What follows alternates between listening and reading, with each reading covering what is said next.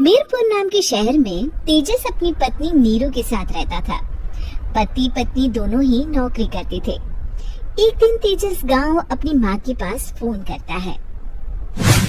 Hello, प्रणाम माँ।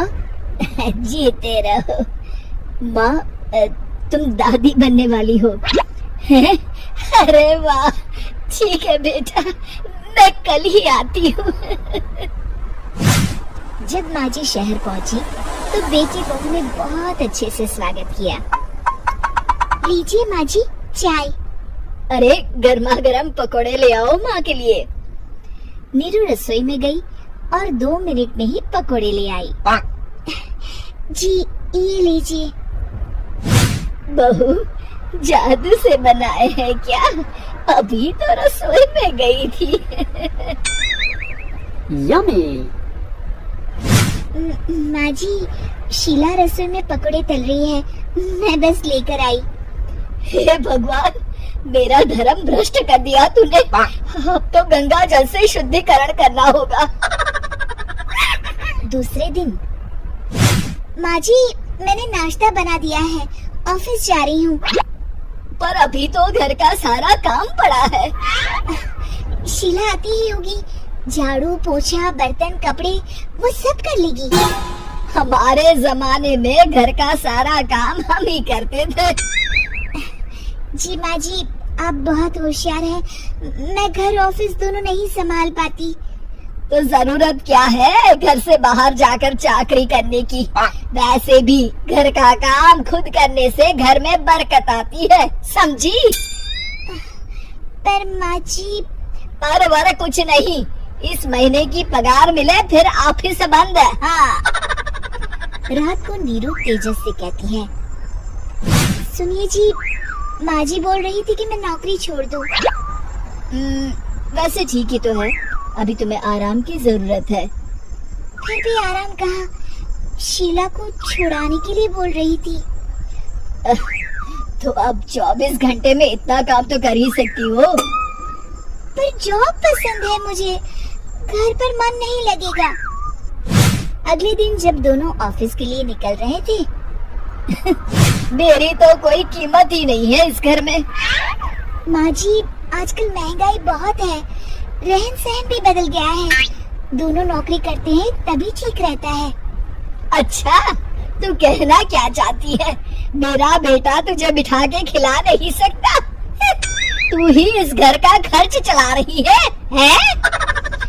नहीं माँ जी, मेरा वो मतलब नहीं था। मतलब खूब समझती हूँ, ये बाल धूप में सफेद नहीं किए मैंने। हाँ। अब तो ये रोज का काम हो गया था। तेजस भी रोज की झिकझिक से परेशान हो गया था।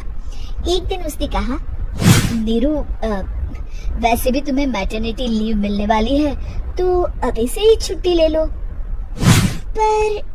पर क्या, मेरी सैलरी अच्छी खासी है। आखिर नीरू ने रिजाइन कर दिया।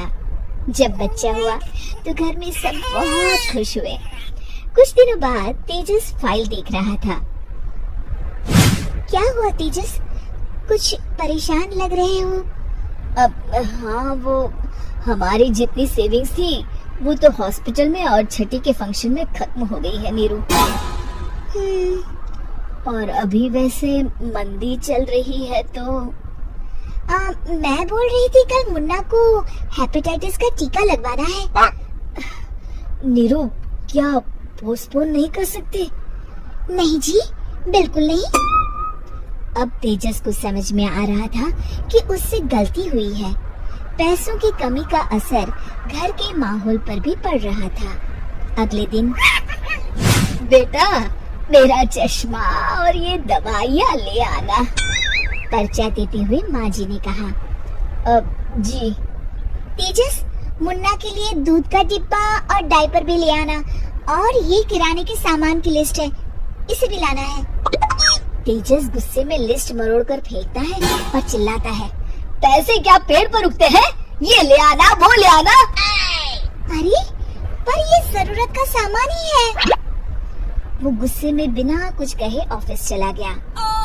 अरे अरे लंच तो ले जाइए। नीरू दौड़ कर डिब्बा पकड़ाती है। एक दिन खाना खाने के बाद, नीरू, अब तो मुन्ना कुछ बड़ा हो गया, तो अब तुम वापस ज्वाइन कर लो ना जॉब। पर इस रिसेशन में जॉब मिलना बहुत मुश्किल है, ट्राई तो करो। फिर मुन्ना, माँ जी है ना, और एक फुल टाइम मेड भी लगा लेंगे। पर माँ जी, उन्हें तो पसंद नहीं। तभी माँ जी वहाँ आ जाती है और प्यार से नीरू के सर पर हाथ फेरते हुए बोलती है, अब मेरी समझ में आ गया बहू, पहले के और अब के समय में अंतर है। तुम काम शुरू करो, मुन्ना की जिम्मेदारी मेरी। मेरी प्यारी माँ जी। ये कहकर नीरू उनके गले लग गई। शिक्षा, परिवर्तन संसार का नियम है, हमें भी समय के साथ चलना चाहिए। उम्मीद है कि आपको हमारी ये कहानी पसंद आई होगी। कृपया हमारे चैनल को सब्सक्राइब करें और सभी अपडेट्स के लिए बेल आइकन जरूर क्लिक करें। और हाँ, वीडियो लाइक और शेयर करना मत भूलिएगा। Bye bye.